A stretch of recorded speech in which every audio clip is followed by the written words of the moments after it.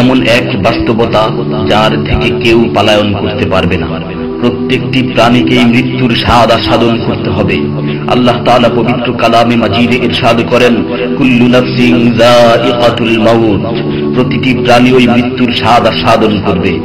কুল ইন্নাল মাউতাল্লাযী তাফিররুনা মিনহু ফাইন্নাহু মুলাকীকুম, হে নবী আপনি বলে দিন, মৃত্যু যার থেকে তোমরা পলায়ন করছো সে অবশ্যই তোমাদের সাথে সাক্ষাৎ করবে। আইনামা তাকুনু ইউদরিকুমুল মাউত ওয়ালাউ কুনতুম ফি বুরুজিম মুশাইয়াদা, তোমরা যেখানেই থাকো না কেন মৃত্যু তোমাদেরকে পাকড়াও করবেই, যদিও তোমরা সূর্য দুর্গে অবস্থান করো। লিকুল্লি উম্মাতিন আজাল, ইযা জাআ আজালুহুম ফালা ইস্তাখিরুনা সাআতান ওয়ালা ইস্তাকদিমুন, প্রত্যেকটি জাতিরই মৃত্যুর জন্য একটি নির্ধারিত সময় রয়েছে। যখন সেই নির্ধারিত সময় চলে আসে তখন তার থেকে এক মুহূর্ত আগ পিছ করা হয় না। এই ক্ষণস্থায়ী পৃথিবী যাকে নিয়ে তোমরা স্বপ্ন দেখছো, এই স্বপ্নের পৃথিবীও একদিন ধ্বংস হয়ে যাবে। কিয়ামতের সময় যখন নিকটবর্তী হবে তখন আল্লাহ সুবহানাহু ওয়া তাআলা নিজের দায়িত্বপ্রাপ্ত ফেরেশতাকে সিংহায় ফুৎকার দেওয়ার আদেশ দিবেন। অতঃপর ফেরেশতা সিংহায় ফুঁক দিবেন, ফলে পৃথিবী ও পাহাড় সমূহ উত্তোলিত হবে, চূর্ণ বিচূর্ণ হয়ে যাবে, আকাশ ফেটে টুকরো টুকরো হয়ে যাবে এবং নক্ষত্র সমূহ ঝরে পড়বে, সূর্য তার কিরণ হারিয়ে ফেলবে, সমুদ্রকে উত্তাল করে তোলা হবে। সেদিন কিয়ামতের ভূমিকম্প ও কিয়ামতের ভয়াবহ অবস্থা দেখে সকলেই মৃত্যুবরণ করবে।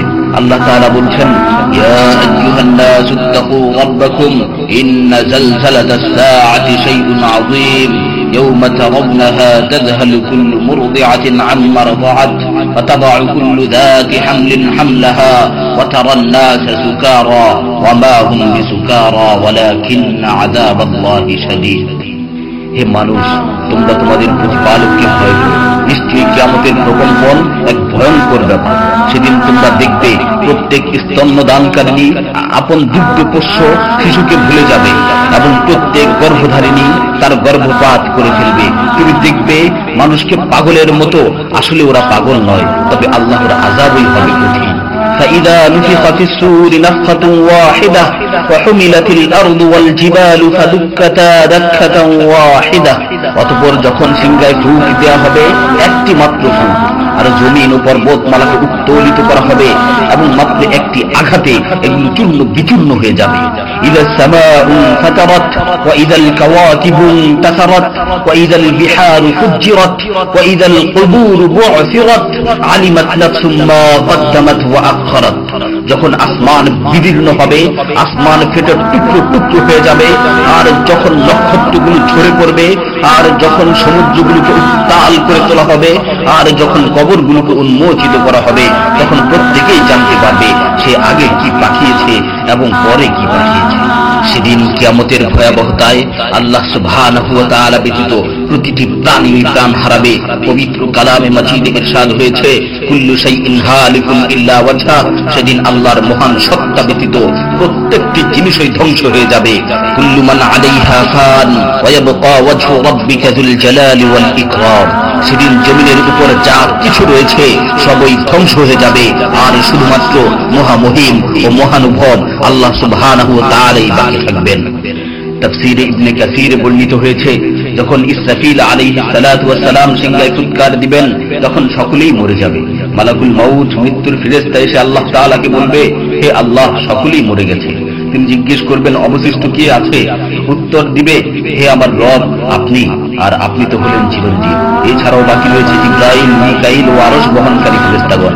আল্লাহ তাআলা বলবেন, জিবরাইল ও মিকাইলের মৃত্যু হওয়া উচিত। মৃত্যুর ফেরেশতা মালাকুল মাউত বলবে, হে প্রভু, জিবরাইল ও মিকাইলও মরে গেছে। আল্লাহ তাআলা জিজ্ঞাসা করবেন, এখন আর কে বাকি আছে? সে বলবে, এখন আমি বাকি আছি ও আরশ বহনকারী ফেরেশতাগণ বাকি আছে। তখন আল্লাহ তাআলা বলবেন, আরশ বহনকারীদেরকেও মরতে হবে, তারাও মরে যাবে।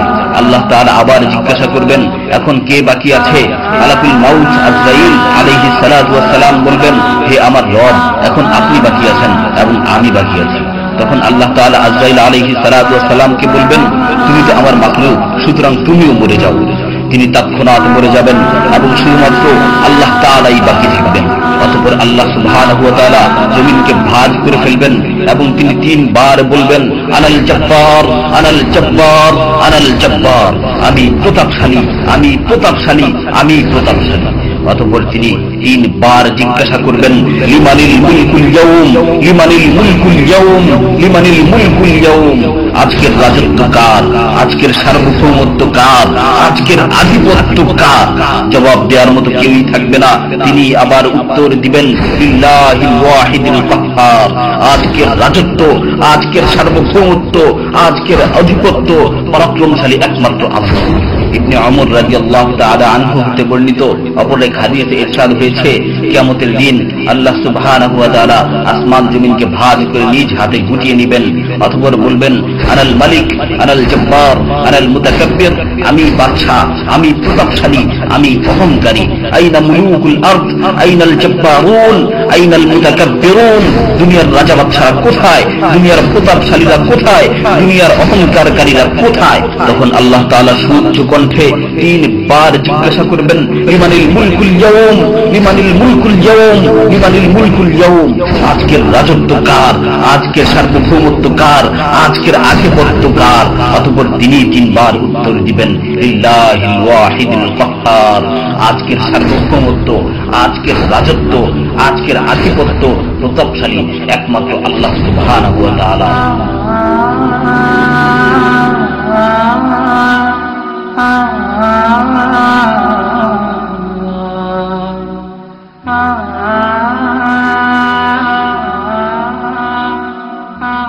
جمال الوجود بذكر الإله وتصفو الحياة بنور